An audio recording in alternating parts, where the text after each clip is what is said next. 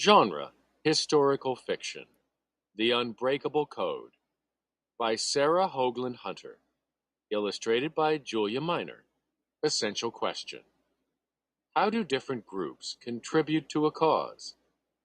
Read about how a group of Navajos helped the American military during World War II.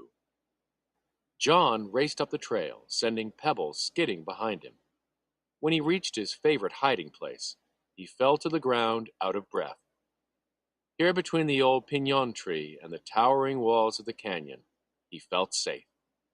The river full of late summer rain looked like a silver thread winding through his grandfather's farmland.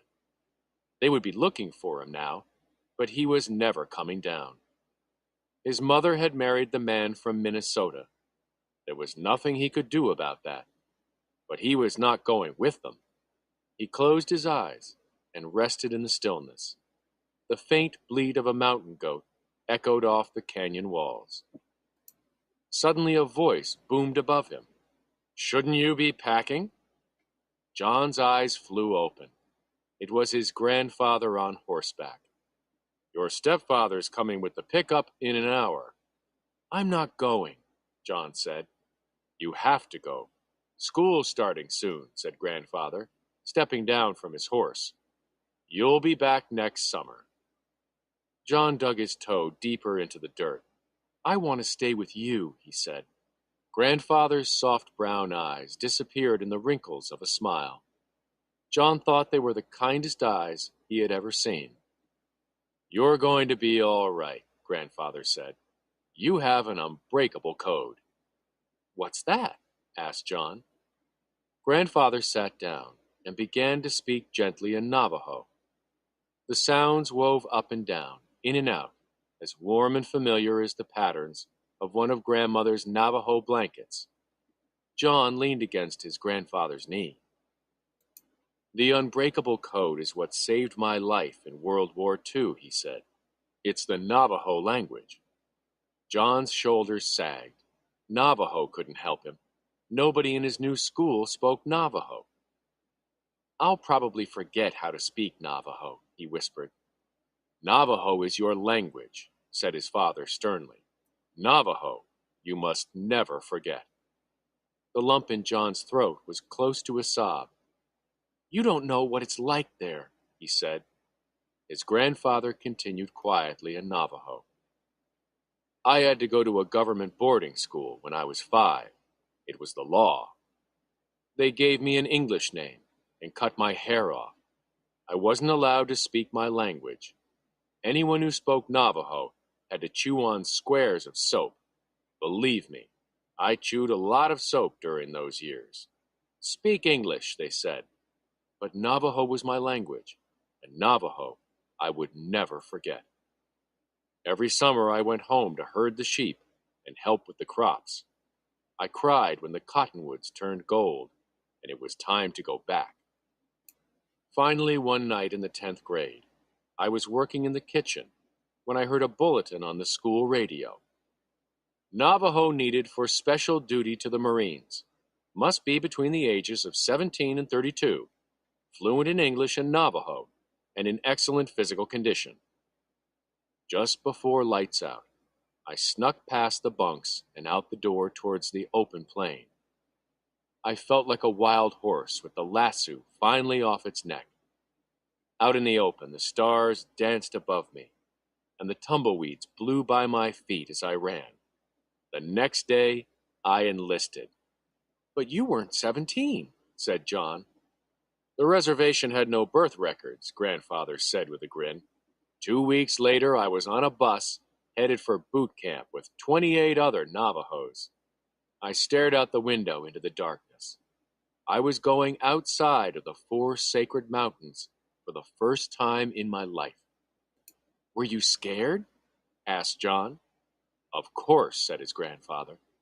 "I didn't know where I was going or what our mission was. Most of all, I didn't know how I would measure up to the people out there I had heard so much about." "How did you?" asked John, chewing his fingernail. His grandfather began to laugh. "We were known as the toughest platoon at boot camp. We had done so much marching at boarding school that the drills were no problem. Hiking in the desert of California with a heavy pack was no worse than hauling water in the canyon in midsummer, and I'd done that since I was 4 years old. As for the survival exercises, we had all gone without food for a few days. A Navajo learns to survive. One weekend they bussed us to a new camp in San Diego. On Monday, we were marched to a building with bars on every window. They locked us in a classroom at the end of a long, narrow corridor. An officer told us our mission was top secret. We would not even be allowed to tell our families. We were desperately needed for a successful invasion of the Pacific Islands. So far, the Japanese had been able to intercept and decode all American messages in only minutes. This meant that no information could be passed between American ships, planes, and land forces. The government thought the Navajo language might be the secret weapon. Only a few outsiders had ever learned it. Most importantly, the language had never been written down, so there was no alphabet for the Japanese to discover and decode. He gave us a list of more than 200 military terms to code. Everything had to be memorized.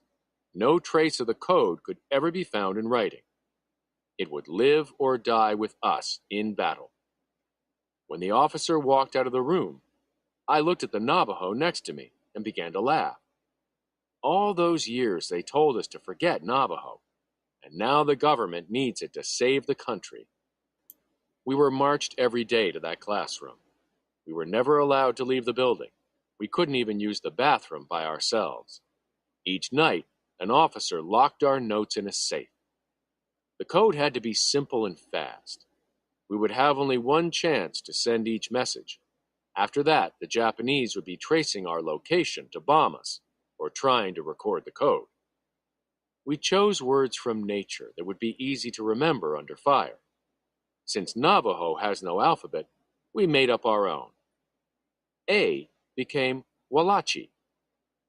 Ant? Asked John in English. Grandfather nodded. B was Shush. Bear, said John. C was Moasi. D, B.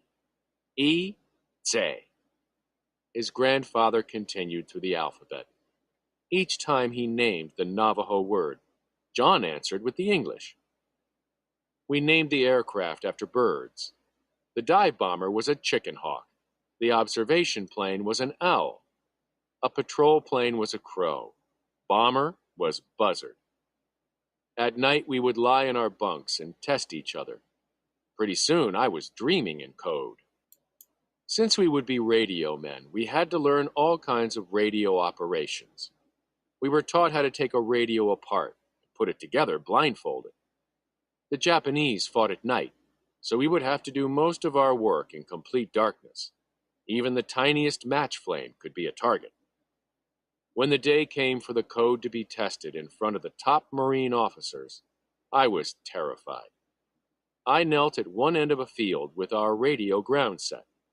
The officers marched toward us.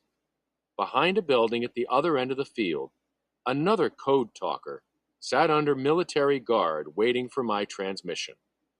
One officer handed me a written message. Receiving steady machine gun fire. Request reinforcements. It took only seconds for me to speak into the microphone in Navajo code. The officer sent a runner to the end of the field to check the speed and accuracy of the message. The Navajo at the other end handed him the exact message written in English before he even came around the corner of the building. They tested us over and over.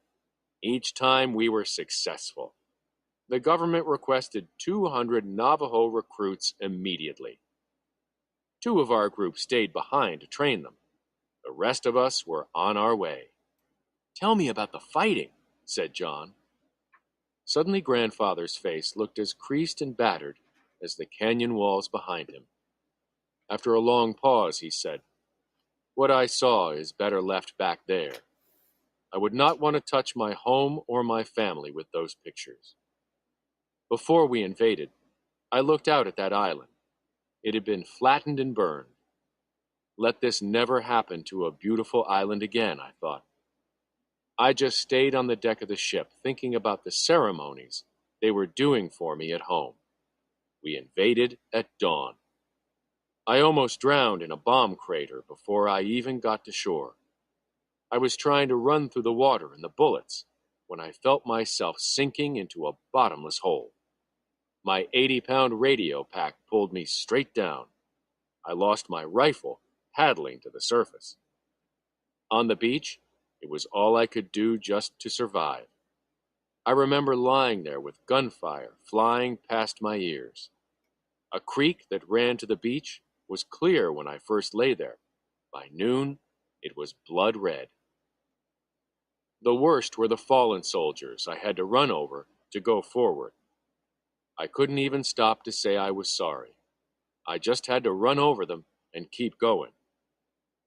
I had to move through the jungle at night, broadcasting in code from different locations. One unit needed medical supplies. Another needed machine gun support. I had just begun broadcasting to another code talker. Arizona, New Mexico, I called.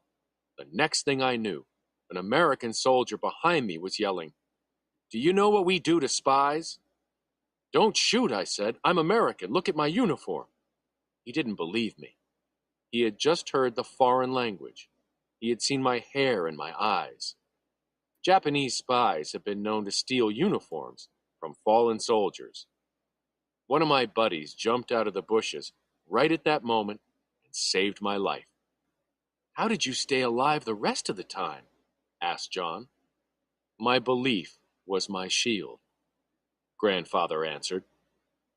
He drew a ragged wallet from deep inside of his shirt pocket. Inside of this, I carried corn pollen from the medicine man.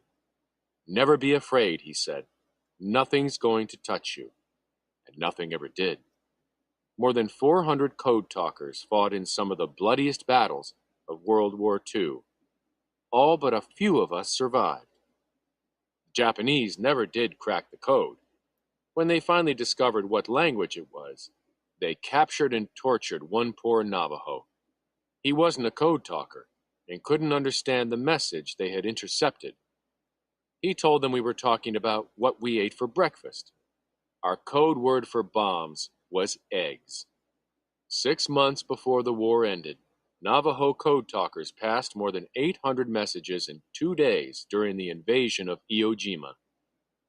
When the American flag was raised on top of Iwo Jima's mountain, the victory was announced in code to the American fleet.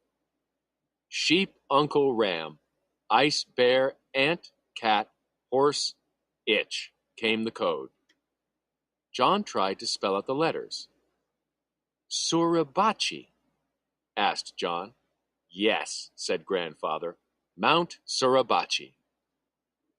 When I came home, I walked the 12 miles from the bus station to this spot.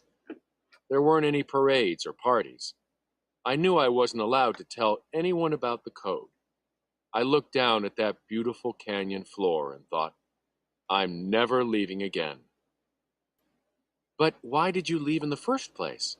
asked John. His grandfather lifted him gently onto the horse. "The answer to that is in the code," he said. The code name for America was Our Mother.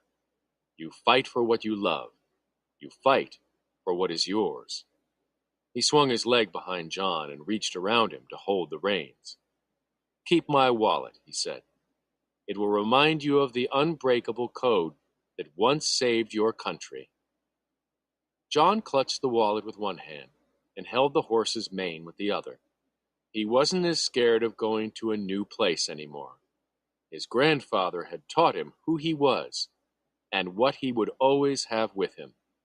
He was the grandson of a Navajo code talker, and he had a language that had once helped save his country.